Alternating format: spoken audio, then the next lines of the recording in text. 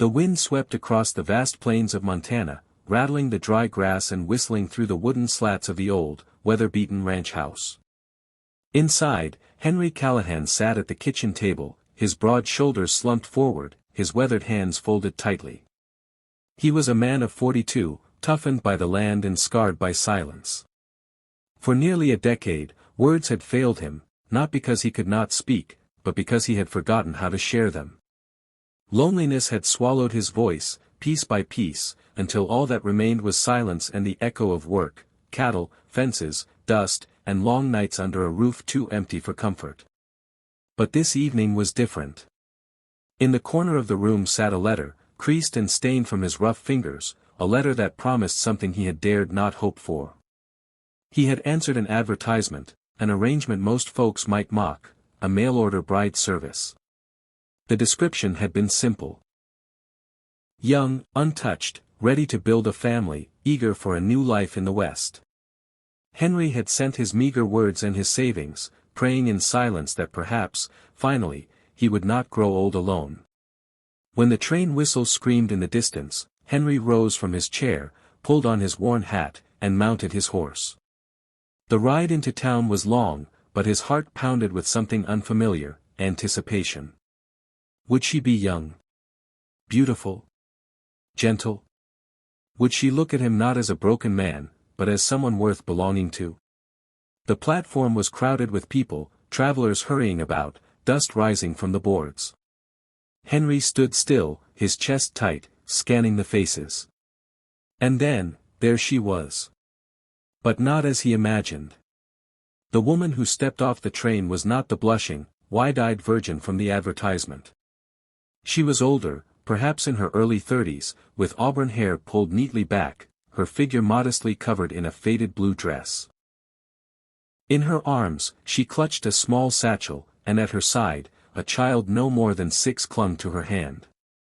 Her eyes, deep, weary, shimmering with sorrow, met his. For a moment, Henry felt his chest cave. This was not what he had ordered. "Mr. Callahan?" Her voice was soft, trembling, but with a strength buried beneath it. "I'm Margaret." She glanced down at the boy. "And this is Samuel, my son." Henry's throat tightened. Words tangled inside him, and all he managed was a stiff nod. He had paid for a bride, a young, untouched promise of family. Instead, he was given a widow with baggage and tears hidden behind brave eyes. The townsfolk watched. Whispers stirred. He could feel the weight of their judgment pressing against him. But he did not leave her standing there. Instead, he picked up her satchel, gestured to his wagon, and silently led her and the boy toward the road that stretched back to his lonely ranch. The first days were filled with silence. Margaret cooked, cleaned, tended to the boy, and did not ask for much. Samuel, wide-eyed and curious, followed Henry around the barn, trying to earn his attention. But Henry remained distant. He had lived too long in silence to know how to share himself with strangers. At night, he could hear Margaret crying softly when she thought no one listened. Her grief carried through the walls, a melody of loss and longing. Henry lay awake, staring at the ceiling, fists clenched. Something about her voice unsettled him, not because it hurt his ears, but because it reached somewhere in him he thought was dead. On the 4th evening, when Samuel had gone to sleep, Margaret sat at the edge of the porch, staring at the horizon. Henry joined her, though he said nothing. The silence stretched, heavy and awkward. Finally, Margaret spoke. "My husband died in the war," she whispered, her voice trembling but steady. "I had nowhere else to go. No family left. When the agency offered, I thought maybe God was giving me another chance." Her hands trembled in her lap. "I'm sorry if I'm not what you wanted." Henry's jaw tightened. He wanted to tell her that he had asked for someone else. That she was not what he had paid for. That she brought with her a son, and grief, and complications he never asked to shoulder.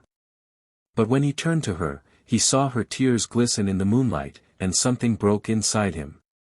For years, he had been numb, hollow, his voice trapped in silence.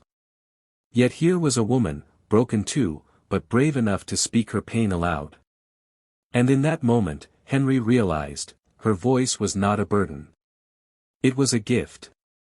The weeks turned into months.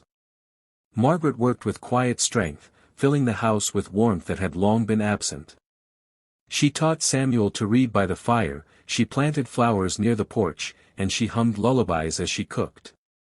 Slowly, the ranch, once a graveyard of silence, began to breathe again. Samuel, bold and bright, clung to Henry's side.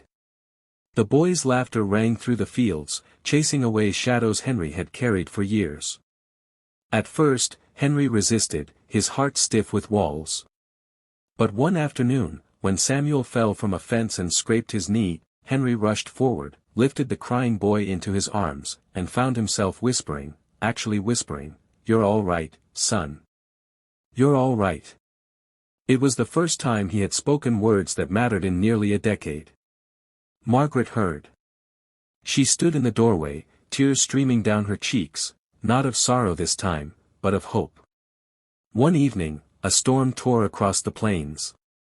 The wind howled, the barn roof rattled, and thunder split the night. Samuel, frightened, crawled into Henry's arms. Margaret sat across the room, her hands clenched, as though the storm mirrored the storms within her. Henry, feeling the boy tremble against his chest, looked up and saw Margaret watching. And something unspoken passed between them. An understanding, a recognition of two souls who had lost everything yet found themselves here, together, against the storm. When the thunder quieted, Margaret began to sing. Her voice, gentle and aching, filled the room. It was a hymn, one her late husband had loved. Her voice cracked, but it carried strength. And Henry felt something shift inside him. He had lived so long in silence, but her voice cracked open the walls around his heart. And then, with tears burning his eyes, Henry spoke aloud, his voice hoarse from years of silence. "You've brought me back." Margaret's song faltered. Her eyes widened.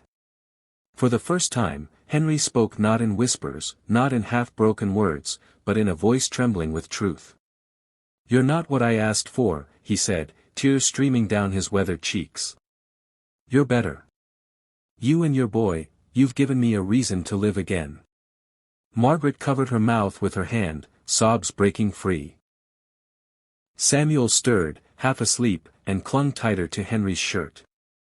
And in that moment, the silence that had haunted Henry for years was gone, broken, not by a virgin bride, but by a widow's tears and a voice that dared to sing through the pain. Seasons changed. The ranch flourished, not just with cattle and crops, but with laughter, song, and life. Henry and Margaret grew into each other's wounds, stitching them closed with kindness and unspoken devotion. Samuel began to call Henry Pa, and the word struck deeper than any promise of bloodline could. Henry learned that love did not come in the package one ordered. It came in the unexpected, the widow with sorrow in her eyes, the boy with questions in his laughter, the hymn that broke the silence of a lonely man. And when neighbors spoke of the Callahan Ranch, they no longer whispered about the strange mail-order arrangement. Instead, they spoke of the family who found each other in the ruins of loss. For love, after all, is not about what we demand. It is about what we are given, and the grace to receive it.